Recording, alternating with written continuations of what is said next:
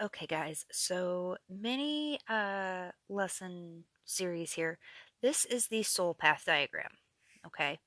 And as you can see, it is a XY axis.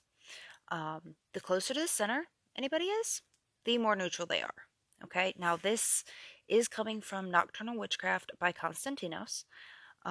He does a very good job describing it. So over the next couple of videos, we will go over the 4 different soul types. Okay? Okay, first one to cover is good light.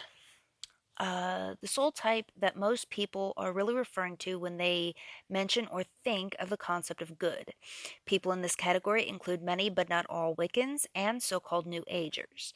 But one does not need to walk a spiritual path to be in this category. Anyone who is moral, loves brightness, and spreads joy is honestly good light. There are often people who feel uplifted, for instance, by major key music and inspirational fiction, or feel good tales. As an extreme example of some of the world's religious founders, such as Christ and the Buddha, were of this soul type. An overlooked type is evil light. They are the sinister companions to good light and the trickiest of the 4 groups to identify. Those of this soul type seem at a glance to be moral individuals. They may gather around all of the trappings of aestheticism and harmony, or just what the masses perceive as being bright and positive. But behind this facade, the evil light have given up trying to better themselves. Um, an example would be a corrupt televangelist. Okay.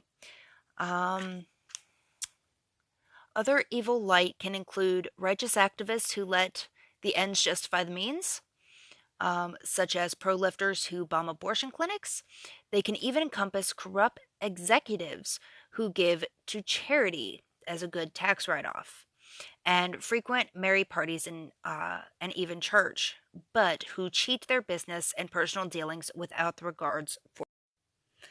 Okay, so the evil dark are the true opposite of good light. It is the category that most people simply label as evil. Remember, the 4 categories can manifest in people to varying degrees. In the realm of the occult, evil dark individuals can be often harmless devil worshippers who value material goods and fun over their souls and welfare of others. Or it can be more sadistic individuals who perform black magic and human sacrifice. In the everyday world, common criminals often fit in this category, although they can just as easily be evil light.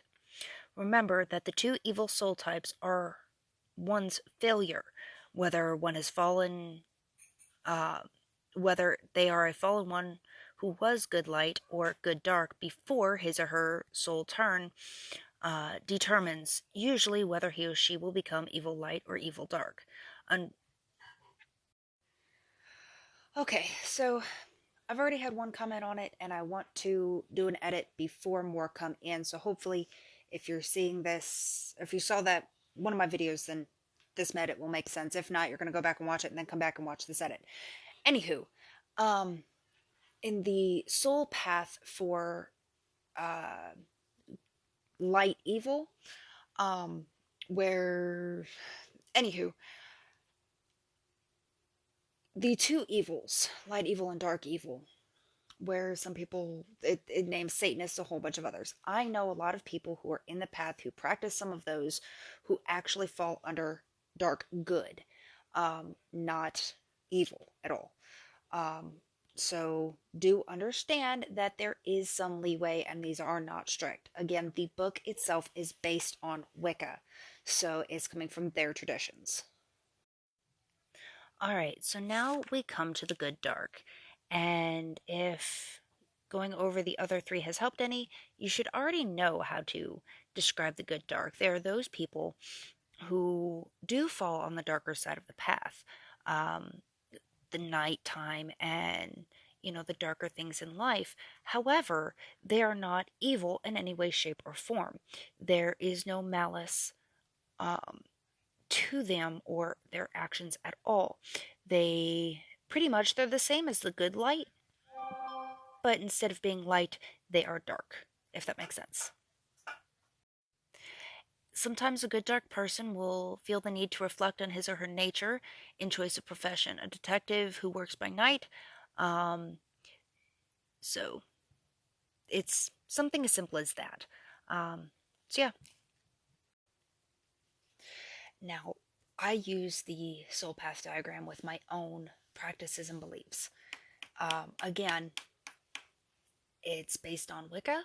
So what's in that book is more or less a guideline, okay, a example type thing. Not everybody who is listed there or who practices those specific things are going to be considered exactly what the book says. Uh, it is pretty much up to the individual. However, other people's interpretations do go into it. Um, as they gave examples in the book of some people who seem like they're, light good, but they're actually light evil. So it's a mix. Now, me, I consider myself a dark good. Okay, you, it's really based on your actions and your intentions.